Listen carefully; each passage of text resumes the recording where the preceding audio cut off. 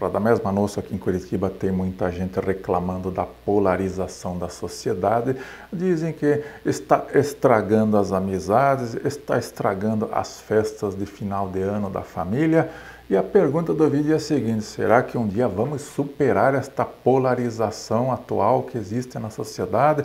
Será que vamos voltar a um tempo lá de relações mais tranquilas? Se é que esse tempo um dia existiu?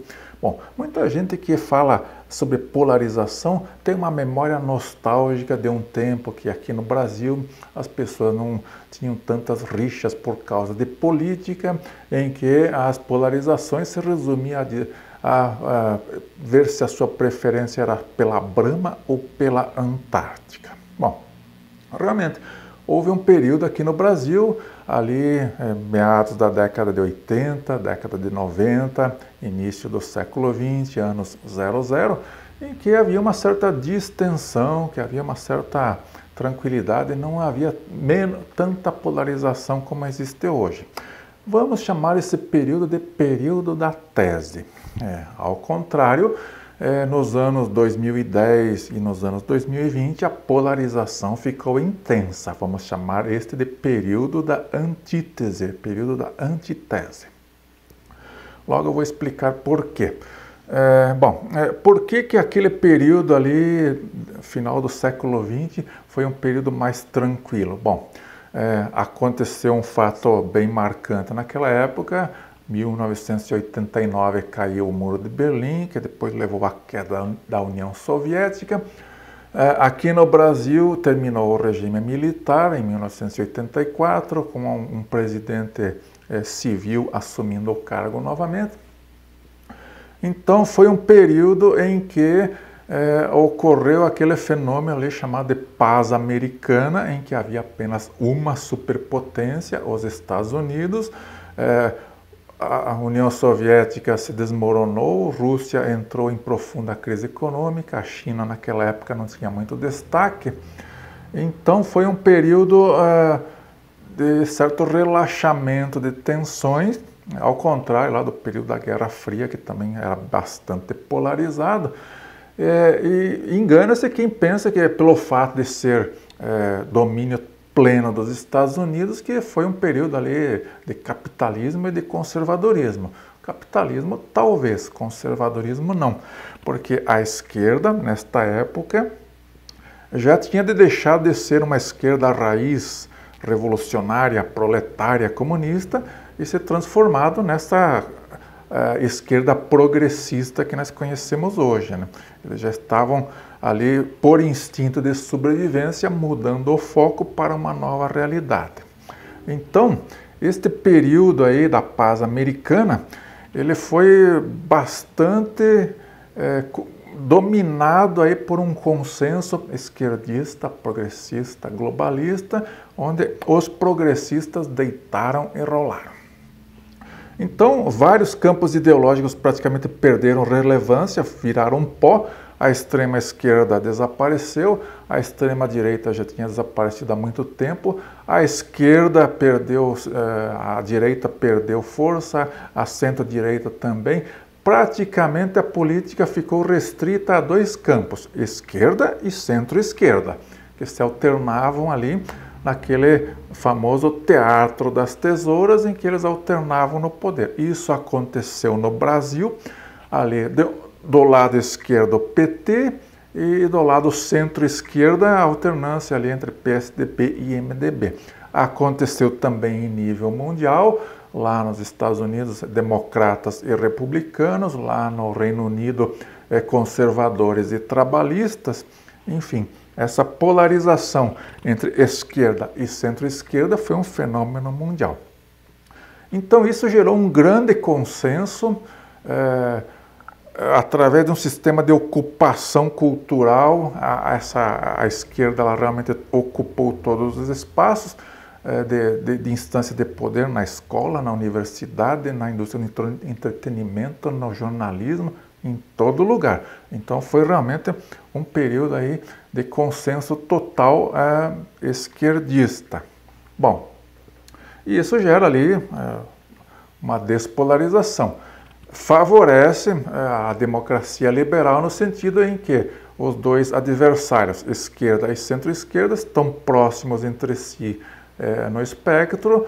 Então, quando um perde, aquele que perdeu aceita com uma certa facilidade a vitória do que ganhou, porque estão próximos no espectro ideológico. Então, eu lembro, no meu tempo lá, de mais jovem, que naquela época os tucanos, o pessoal do PSDB eram chamados de neoliberais, eles eram chamados de direita, porque eles fizeram algumas privatizações, mas na verdade era apenas um teatro de tesouras, ali uma lâmina encostando na outra para cortar. Bom, esse período aí, ele de consenso generalizado, ele foi recebido de forma entusiástica aí por certos setores. Tem até um autor lá famoso, o Francis Fukuyama, que escreveu o livro O Fim da História e o Último Homem.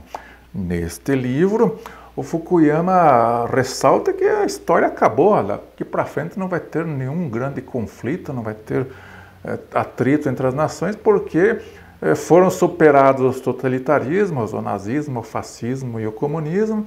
Agora é só desenvolvimento capitalista, democracia liberal e o famoso estado do bem-estar social, ou seja, o verdadeiro paraíso dos ursinhos carinhosos. Bom, este cidadão, Fukuyama, ele era ali admirador do filósofo alemão Hegel, e aqui nós vamos falar do conceito de Hegel sobre tese, antítese e síntese.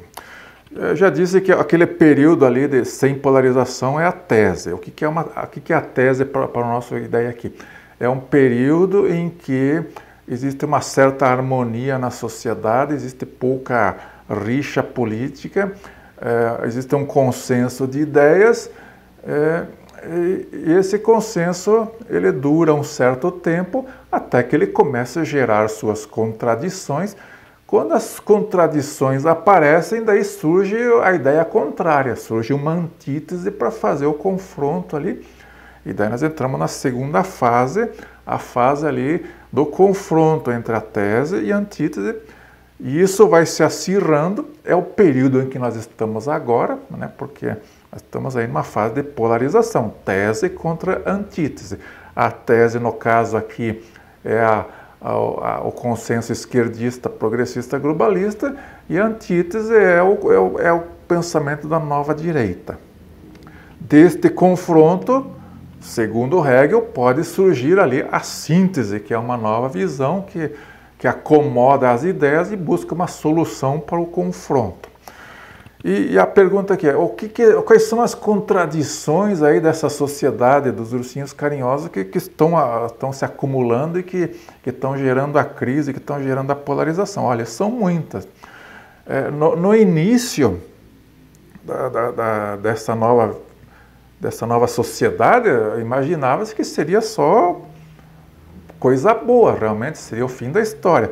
Mas nós estamos falando de estado do bem-estar social, aquele estado que resolve os problemas do cidadão, que protege, que dá educação, dá saúde, dá justiça para todos. Bom, isso aí sabemos hoje que funciona como um sistema de pirâmide financeira. Você tem que fornecer benefícios crescentes para a sociedade, que está sempre exigindo mais. E isto leva a um crescimento do Estado, ao crescimento dos impostos, ao aumento dos benefícios, ao endividamento do Estado, à inflação. E, paralelo a isso, outras coisas da sociedade progressista vão acontecendo. Por exemplo, vamos pegar o exemplo aqui do feminismo, muito celebrado na sociedade progressista, né?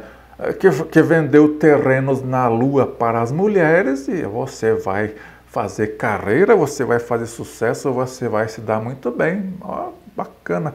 Mas ficou solta uma ponta ali que é a sustentabilidade demográfica, né? Esse carreirismo das mulheres está levando ao declínio populacional, que já é uma realidade em muitos países. Então, é sempre uma tese que é criada para resolver um problema, ela resolve aquele problema, mas ela pode criar outro problema. Então agora estamos aí nesta possibilidade de coisas ruins, de nuvens carregadas no horizonte, declínio populacional, endividamento do Estado, impostos no limite, envelhecimento da população, redução da população ativa, redução da inovação, ou seja, problemas que estão se acumulando justamente por aquele modelo do Estado bem-estar social, que na sua fase de tese era show de bola, seduzia todo mundo,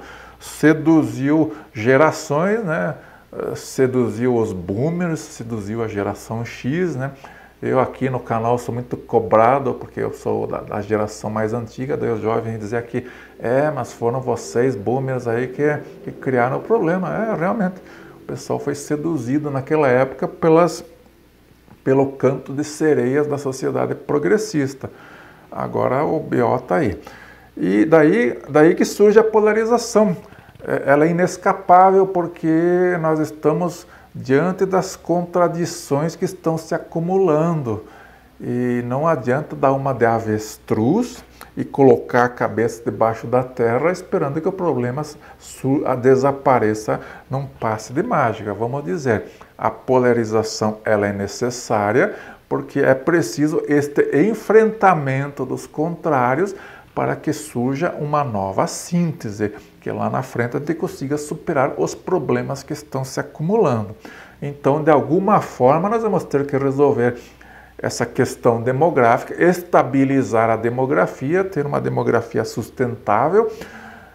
Temos que resolver vários problemas aí que o progressismo criou. Essa ideia das vantagens infinitas do mundo dos ursinhos carinhosos, onde todo mundo encontra amparo, tal. Isso está destruindo a eficiência econômica, está reduzindo a inovação, vários problemas estão se acumulando. Tese está se confrontando com a síntese e é preciso que haja esse confronto para que surja a síntese. E a síntese talvez não seja apenas a média das duas coisas, pode ser uma coisa nova que nós nem sabemos.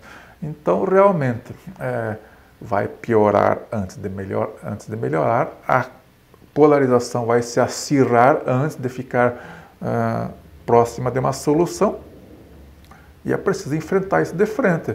Então, não adianta ficar aí reclamando que a sociedade está polarizada, porque a polarização é necessária. Obrigado.